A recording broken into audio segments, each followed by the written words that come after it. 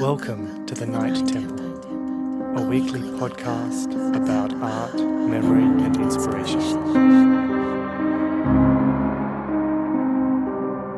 Hi everyone, and welcome to the Night Temple. I'm your host Carisa, And I'm Andrew. and we're from Night Tongue, and we're here today with Mira Billotte.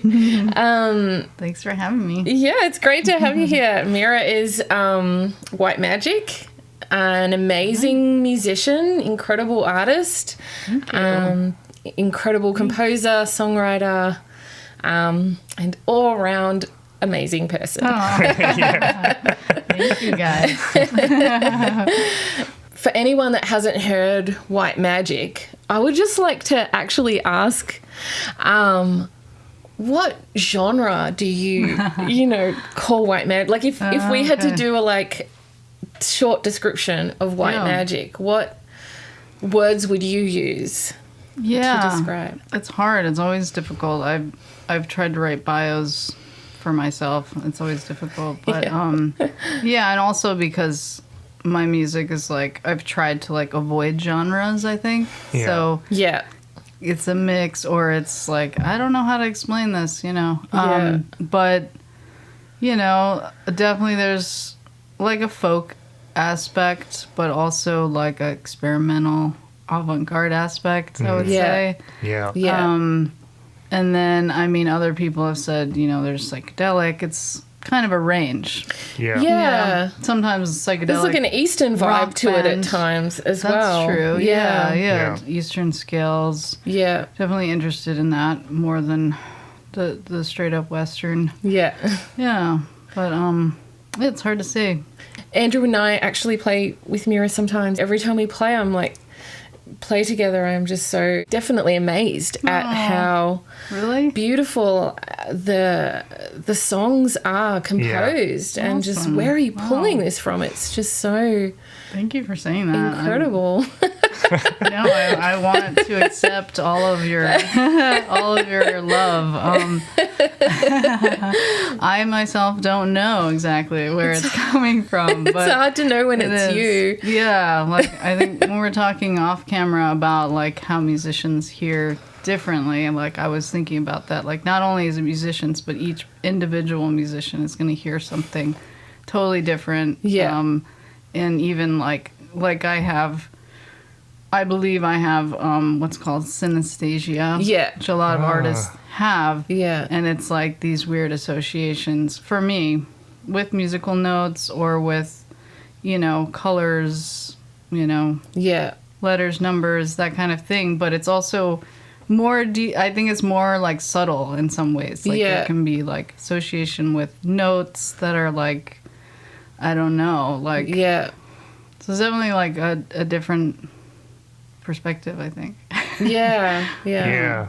It's I mean, the fantastic. synesthesia thing, I don't think that's I wouldn't say that I have that. I mean, I can think about things as being, textural or color or something like that, or bright or dark or but I don't know, synesthesia, do you see specific colors and that kind of thing? Do you have specific images, specific feelings? Well, one of the things that is a telltale sign is you associate color with numbers and letters. Okay. So I've always had the same colors of every letter and every number since I was a little child, and I can see them. It's not I really see the color on a printed page, but I can in a way, because it's I know that's the color of that letter. So you kind of see it, in your mind's eye. Yeah. It's hard to explain, but it's weird. Yeah. It's weird. And then reading about it, I'm other people have this too. It was very familiar. Because, your, time signatures are so wild, the beats that you do and the way that they work. Yeah, even if it's in 4/4, it doesn't that's sound what I was thinking. 4/4. It doesn't ever sound 4/4. It sounds... That's interesting. Okay. Yeah. Yeah, it's there's something otherworldly or Eastern or tribal or I don't know. Yeah, I definitely feel a connection with, like tribal music and just indigenous music. There's something raw, about it that's like a lot of times like stripped down vocals, percussion. That definitely interests me. The time signatures, I don't know. Like, I've had other people be like, you're doing this, like 7/8. And I'm like, okay. Yeah. It's just like a weird thing I thought of doing. Like, I didn't know. So I'm totally technically don't know what there I'm are 7/8 doing. songs, and really? if I think about 7/8, I have to really think about that. It doesn't feel natural to me. Like, I'll do it sometimes for the fun of it, but but you're not even aware. You're just, this is like this natural thing that's just happening. It's really cool. I don't know. Yeah. So for you, growing up, what was like the starting point of music for you? What drew you to music? Was music the first art form that drew you, or was painting or something else? Yeah, it was attractive. Definitely. I grew up in a family of artists, so my parents were artists, visual artists, and also my mom did theater and writing, poetry, and stuff like that. So it was definitely an artistic family. Everyone did visual art, but then music was kind of the kids. Like, so my sister and I, and then my brother also did music, but my parents didn't. But we grew up with a piano in my house called Laverne. Her name was Laverne. And upright piano. And just like no piano lessons, nothing. Just like playing on the piano, just like making shit up. Yeah. That's why you've got your own style now. And like there's even songs that I've used like that I had around for years that I ended up using in White Magic and stuff. Wow. From when you were a kid. From when I was a kid, cool. yeah. That's Like the song that's called Poor Harold, which sounds like a kid's song. I wrote when I was a kid, but they lyrics were written later, but the composition was written when I was like 12. Wow, that's so cool. Yeah, That's so a so couple great. songs are like that. I don't know. It's like they still seemed relevant to me, I guess. Yeah. So I wanted to record them and Yeah. So music was like the first natural visual draw for art, you. drawing was encouraged, and then having this piano was like another outlet for expression, and definitely was created a style, strange style that was not based on anything, any written music or anything. So that was probably a big influence. Yeah. And were there early influences for you in that at that time, or when you were a teenager? Yeah, definitely. I mean, as a teenager, I was thinking about what were some of the. I mean, my parents were of the '60s generation, so they were into that kind of music. Just the Stones, Jimi Hendrix, Janis Joplin. So I was exposed to that, Bob Dylan. But then moved on to things like punk or like the Velvet Underground. When I was really little, I liked Blondie, which continued on throughout my life, and still love Blondie. Wow. But as a teenager, it was like The Cure, The Smiths, but also like Devo, Billie Holiday, and Velvet Underground. Stuff like that. Yeah. I can relate. Punk music as well. Yeah. And punk music. DC punk. Yeah, that's awesome. At what point did you think, I'm going to become a musician? Oh, gosh. Well, it's interesting because when I was a really little kid, I wanted to be a pop star. Ooh. Pop singer, like Madonna. Yeah. And then I went through a phase where I was like, I will never sing in front of anyone. And it was like, but it wasn't, I still liked to sing, but it was like, I'm not going to be a performer because like I was too scared, I guess, or I just didn't want yeah, like I thought that's something I can never do. So it's just like singing is just for myself, like Yeah. Yeah. which is ironic, obviously, to later on, become a performer. Yeah. Yeah, it was like I was too shy. Yeah. Yeah. But then you went into And it. I broke out. You broke out. I broke out. Yeah, I mean, kind of with Quixotic. I mean, because I started playing drums, Quixotic. Yeah. And then, but I was a singer still, and then started doing my songs in Quixotic that I wrote. And also the cover, "I Am the Light of This World," is a gospel song that I got from the Staple Singers version. And that was kind of like, I don't know, it was like a breakout thing for me to sing that song. Yeah. It became, how I could start singing in front of people, actually. Yeah. I feel like there's like an element of where, I don't know, I can feel the gospel influence in White Magic. Oh, thank you. As well. Definitely, there is, gospel influence for sure. Yeah. Yeah, I mean, like, not, gospel of any spiritual experience, like, not just Christian or a certain denomination, but, like the gospel of my own denomination. Yeah. Your own spiritual journey and connection. Yeah. But you were writing songs the whole way, even if you weren't ready to perform them. Is that true? No, I mean, well, yes, on piano. Yeah. I was writing songs, but and I forgot to mention my band that I had in high school. Yeah. It was called the Blue Rider. Oh, cool. Named after the Kandinsky painting. So I was going to art school. Yeah. And kind of inspired by Kandinsky. And he had this series called the Blue Rider.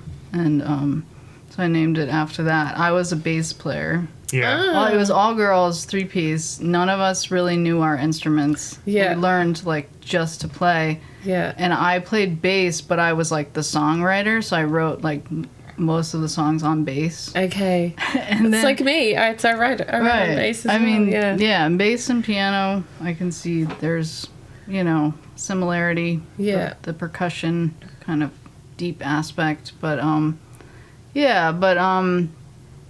what was I going to say about that? Oh, the bass was the lead instrument, but, like, I was afraid to, like, really use my voice. Like, even though I could sing all these songs, I was, like, I wanted to be, like, arty punk. So I just, like, talk sang. And, like, so we were kind of trying to be this, like, arty punk. I mean, it was, like, the Slits was a major... Right. Yeah. And the Raincoats was, like, a major influence on that band. Yeah. And, I never put anything out. We did open for Slant 6 a couple times. It was, like, in D.C. This was, like, so long ago. Yeah. We were just kids. But, maybe I'll find a tape someday and put that out. I don't know. And so, like, recorded over people's tapes and, like... That was our practice tape and stuff. And were you in DC then?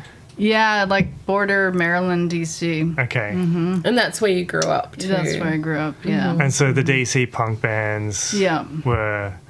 Yeah. You were going to see the DC punk bands? Oh, yeah, definitely. Yeah, yeah, since I was 12, because I had an older sister who was released on Discord. But before that, it was just like going to shows like... Fugazi, Ignition, who else? I always think of it one of my first shows. Well, I have two. My very first show was like this, like scat.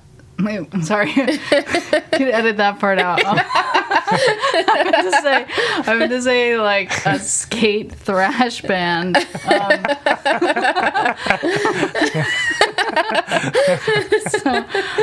It was like the Safari Club was like it was like a daytime punk show. Yeah. It was like all ages. Yeah. So you could go. I was like 12 years old. Whoa. Oh, that's awesome. And it was like, but it was like hardcore. You know what I mean? Like there was no alcohol, but it was like hardcore. Yeah. And like, you know, stage diving, whatever, like violence and stuff.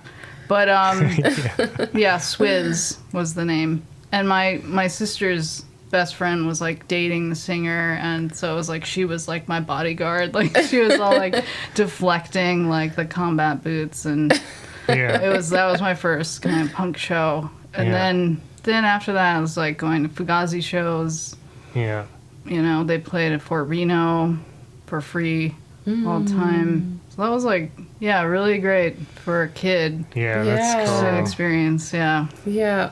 And White Magic, like, what inspired White Magic, and how did that come about? Like, I know you moved to New York. Did you start it in New York once you moved? Yeah, I mean, it started maybe before that with writing some of the songs. Yeah. But definitely, like, after I moved to New York, I started the band. And... yeah, I don't know. It was kind of more my aesthetic or something, you know, than Quixotic. You know, it was just like the direction I wanted to go in, you know. The things that I was interested in, which is pretty eclectic. So I felt like I'm interested in the occult. I'm interested in, you know, traditional folk, you know, world music, all these different influences, and just, bring them together. Yeah. In White Magic. Yeah. Did that start with just, like, because I know that, you know, sometimes you perform solo, sometimes you perform with a band. Yeah. Sometimes that band is us. Sometimes you guys, But sometimes it's, you know, like traditional kind of rock instruments, you know, like, how did it, where did it, was it always kind of fluid like that, or did it start somewhere? I mean... it was like, I mean, I feel like I've always taken this approach, you know, it was like the people that I wanted to play with were my friends, you know, and people that, you know, felt like on the same wavelength. So yeah, it was kind of like, no, not a specific choice, but it would be like, well, here's the structure of the song, my vision of the song, and then kind of the other people would bring in an aspect of their personality that would change it, you know, in a little different direction. So yeah, it became like, even some of the songs could be performed more rock, and then could also be performed solo, like more stripped down folk version or something. And I guess I like that, fluidity, being able to go back and forth. Yeah. Like the same with how it's fluid between genre. It doesn't ever have to... the songs themselves can have different structure and form. Exactly, I don't... I don't want to be like stuck anywhere. I want to be able to go with whatever is like feeling right at the time. Yeah. Like one thing that I think is really unique about White Magic is the frame drum, and like, you know, like you have many songs, like you have songs that are just a cappella in the frame drum, and I wonder if like some of the strange rhythms and things just come from like the idiomatic kind of nature of playing the frame drum. Like how did you find that instrument? Like where did it come from? If you want to know where it actually came from, it came from the place called the House of Musical Traditions in Tacoma Park, Maryland. Okay. Which is actually where I was born. Wow. Yeah, and it's been there since I was born. It's like a music instrument shop that has all different world music instruments. So, I just went back there. I don't know. I had a vision for it. You know, I think part of it was like a vision of like, well, I'm just, you know, the troubadour. Like, I'm just traveling with my drum, you know, like I'm just like, you know, got my satchel and I'm like coming to your town and I'm going to sing some songs for you. I think that's kind of where that came from. Like, well, what if I don't need all these plugs and electricity and guitars and amps. Like, I could do it a cappella, I could do it without a mic, you know? Yeah. That was kind of what the inspiration was. Like, could be in the forest, or it could be on a street corner, or it could be in a theater, you know? Yeah. But I mean, you could have chosen an acoustic guitar for that. Yeah, That's true. And you chose the drum, and the drum is really signature aspect of White Magic. Yeah. And the cool. and the sound. Yeah. So there must have been something there that just drew you. Yeah, I think to the tribal stuff. It is the tribal, and it's also just percussion in general. I think I'm drawn to. Okay, I feel more comfortable with percussion, and then when I play piano, I feel like I play the piano like it's percussion, kind of. You know? Yeah, I can see that actually. Yeah, so it's just. Do you feel like the percussion gives you like freedom to sing more as well? That too. Yeah, exactly. It can be quite supportive for the vocal. Yeah, exactly. It's like kind of like if you don't have anything else, the drum is there, you know, it's supporting what's going on. Yeah. And it keeps like the heartbeat and the rhythm and the flow. You can always like frame yourself within the space of the drum in some way. Yeah, definitely. It's definitely like, you get like entwined with this rhythm going on, and and one is pushing the other, because it is hard to coordinate, you know. I mean, people are often like, I can't believe you play something and sing at the same time. And especially it's really like hard. These crazy beats. Yeah. It is really, it's hard. But then, you know, it's like that, get into that rhythm or the trance of it. Yeah. And they're almost like, you know, can't be broken or something. Yeah. You know? And it is a very like hypnotic, you know, sound to White Magic. Where not only in the sense that it's really haunting and beautiful, but also in the rhythmic thing that just sort of, you know, almost like loops around, and you get cyclical. Cyclical. Yeah. Definitely. Yeah, I was thinking about that today. You know, because people have said that before, and it's not like I thought of that necessarily intentionally, but it definitely is like, I realize it's something that I just enjoy playing. You know, like, I can get into this if I can, like, just repeat the same thing over and over again and get into this trance. Like, that's when I'm trying to go, you know? Which is, to me, like, I don't know much about, you know, all world music, but I know a little bit about, you know, Indian world music.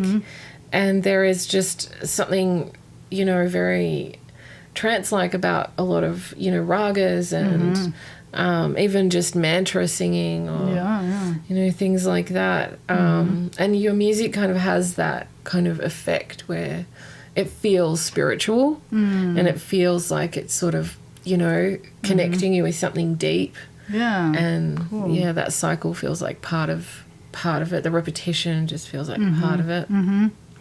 For sure. I'm glad you feel that. So, like, are there themes to your work that you notice repeating and things that you're drawn to, expressing, you know, a lot?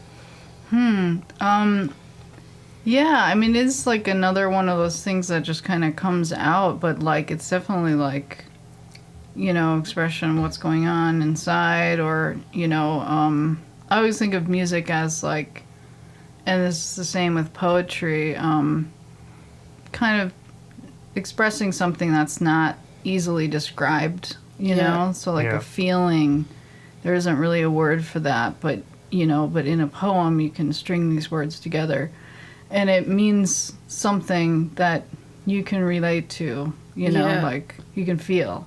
Yeah. So it's kind of like that, like these sort of liminal emotions or something that are not easily described. So that, like, putting these images together kind of brings that feeling. You know, that's hard to articulate. Yeah. Bringing the images together. Like maybe it kind of goes back to like the synesthesia thing. Like, it could be an image that's unrelated that's evokes this feeling that, like the juxtaposition between the elements that invoke something beyond words. Yeah. Right. Yeah, exactly. And that's like the lyric and the music, the tone, the texture, everything is creating that. That couldn't really be put into words or described otherwise, Yeah. So that's like, like beyond verbal, like into exactly. body feeling. Definitely, yeah. But I didn't think about that, but it's definitely, coming from the unconscious, coming from the somatic. The somatic. Coming from the intuitive, Yeah. So, a lot of times I'm like, oh, where did that lyric come from, Yeah. Like, this just came out, like, but I see it or it makes sense to me, Yeah. Yeah. Yeah. Yeah, there are repetitive sort of like, there are repetitive things happening lyrically during the songs too that also invoke a trance. Mm-hmm. Not just the drum or the music, the voice, but the actual words. That's true, that are repeating and cyclic. Yeah, definitely. And very dreamlike stuff. Like you're asking about themes. Definitely dreams are a part of that in some ways. Not necessarily directly, although that's a cool idea, just like write your dream in a song. But I definitely have intense dreams. That's been something that I've had my whole life, which is definitely, I think it is important to analyze your dreams and to understand your dreams, because it's really just learning about yourself.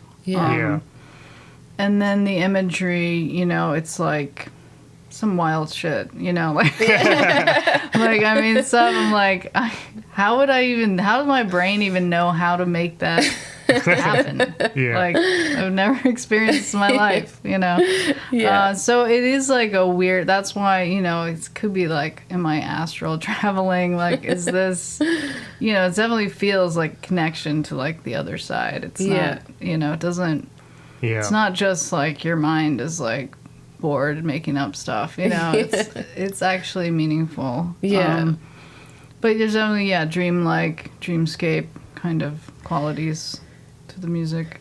And lyrically there's like, there's love themes as well. And they don't always feel human to me. That's so interesting. You say that, I feel like this mythic feeling about it when I, like... That's really interesting. Because I sing with you. And then so I say the words too. Yeah, so you feel it. For sure.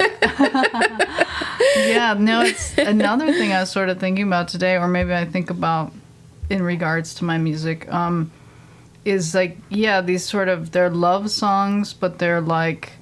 kind of like devotional love songs, right? So like spiritual. Could be singing to Krishna, I could be singing to Jesus, I could be singing or Song of Solomon, like all of these, like, so there's this like, there's the love aspect with the divine between humans, and then there's the love aspect with the divine, and there's sort of like a metaphor for each other in a lot of ways, you know what I mean? So it's like, I like that interplay, that like, well, maybe you're on that level where it's this romantic love you're thinking about, or you could be on this other level where you're thinking about this divine connection or this high divine love. And they all relate, so I like that.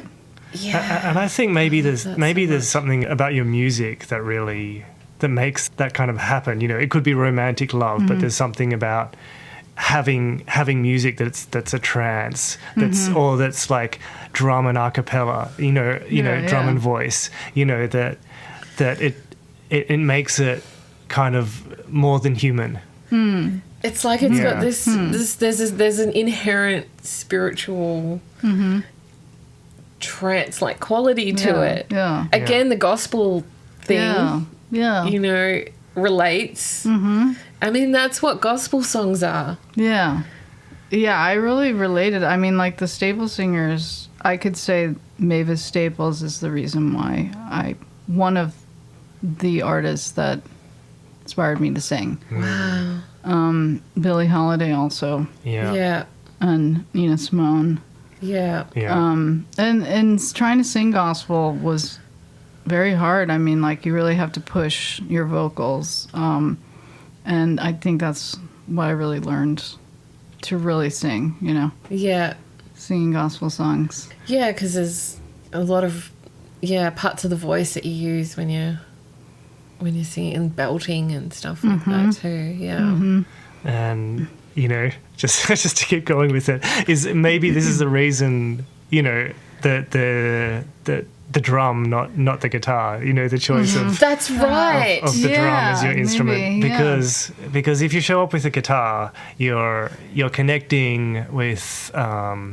It's very earthy. It's very earthy, and you're connecting with this tradition. But when you've got the drum, and especially like the frame drum, which is very light and very almost melodic. Yeah. Yeah, it is quite melodic. Yeah. And then you've got your voice. It's like it's almost, you know, it's heavenly. You know, it's you know. That's awesome. You know, which I can't literally, you can't say heavenly literally, but you know, like, but I mean, you know, in the sense, you know, not just as like an adjective, but as in, you know, that as the opposite of earthy, you know, it's there's like a sense that, so if you sing a love song in that context, it becomes this devotional thing. But most of the devotional, you know, Eastern songs have that framework, you know, of drumming. I was just gonna say that drum is so universal. It's like cross cult, like every single culture has a frame drum. This one that I play is made in Pakistan. But every time I go somewhere, people are like, is that a this or that or that? Like, they think it's from a different culture, because they're almost the same. I like that aspect too. Just this, like, it's very basic, like, human instrument, you know? Like, it's like what everyone's played. So what does that divine mean to you? That's a big question.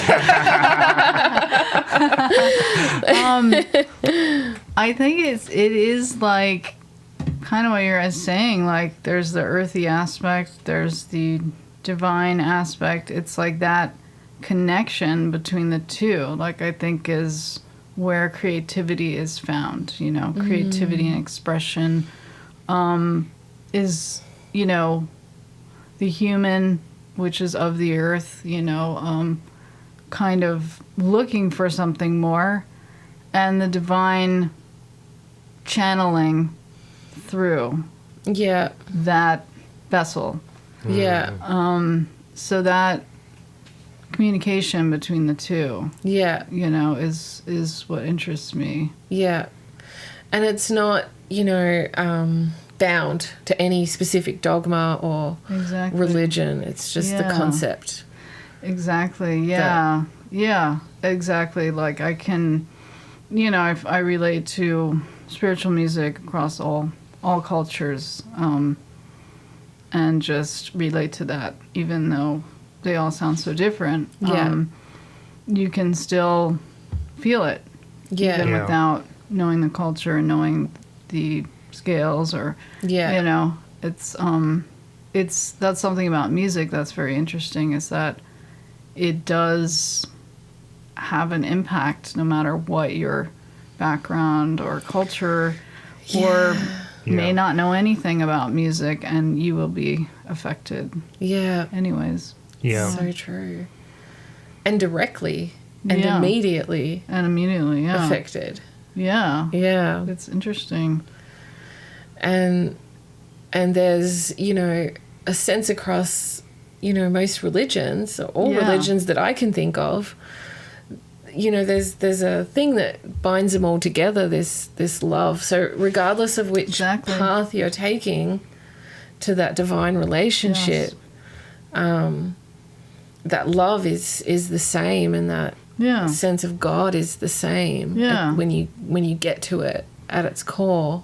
Exactly. And that like that connection is like, you know, it can't be faked, you know, like each person has their own kind of relationship to it, and that's why it's like universal but also very personal, but it's also, like you said, like you can hear it in any kind of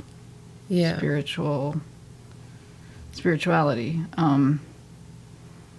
And that, so, you know, so the emotion, like, there is love at its core. Definitely. It is. Yeah. So what's coming up for White Magic now? Well, I'm playing my first show in, like, years live. Amazing. Yeah. And actually, I don't know if you guys know this, but you're playing with me as well. We are. Yeah. And it's going to be October 19th at Non Plus Ultra. Yeah. DM for address. Yeah.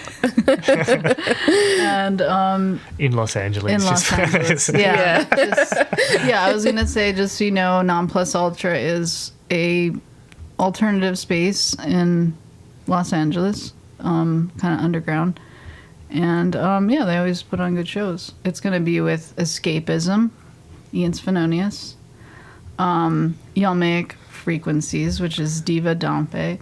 Yay. And also Hans Stobratz and Matt Baldwin are going to do a spoken word music piece. Amazing. Yeah, it should be fun. It's going to be an awesome night. I know it. It's going to be really fun. And also to add, it's a benefit for my precious kitty, Bukka. Yeah. You want to tell us about Bukka? It's a good cause. Yeah, it is. Yeah, she's the light of my life. She's my little baby child. And, we've been going through some hard times with her medical stuff. We just need support. So a lot of, my friends have donating their time to help me and help Bukka. And it's really, thank you guys. I appreciate it. I love It's a pleasure. Yeah, it's a pleasure. But yeah, it's going to be an amazing event. And just your shows are always incredible. I know we're playing with you, but like I'm amazed when we're rehearsing, and it's just cool. Really beautiful to play those songs. Yeah, it's been really fun. Yeah, it's the whole night is going to be really amazing, and it's for a really good cause. So for everyone in LA, please come out on October 19th. Non Plus Ultra, DM Non Plus Ultra for the info, for the details. Yeah. It's a really cool venue, and it's going to be an amazing show and for a really good cause. And, you're working on some new music too. Yeah, I have a lot of recordings that haven't been released yet, and just projects that have been sort of in the works but not completed. Yeah. Some exciting things that, I'm just working on, want to get the funding for, and, lots of secret projects that I'm working on. Yeah. Oh. And things are on the precipice of exciting things are on the precipice for White Magic. So people should definitely, if you don't already follow White Magic, please follow White Magic and stay up to date with some of the upcoming very cool stuff that is in store for people. Yeah. So yeah, it's exciting. Yeah. Thank you so much, Mira. It was a pleasure having you.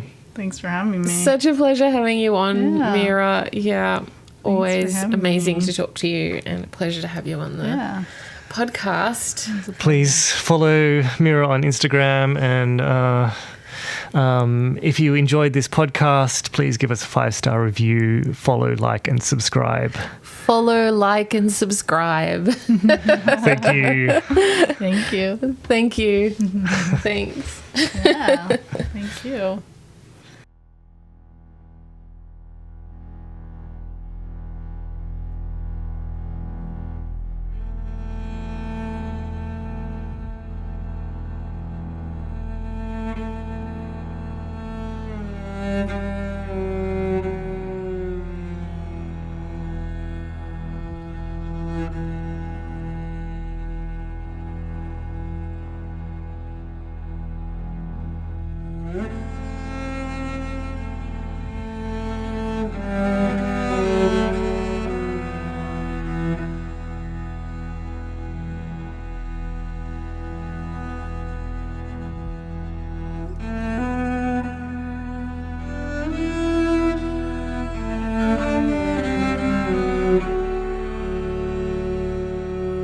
Thank you.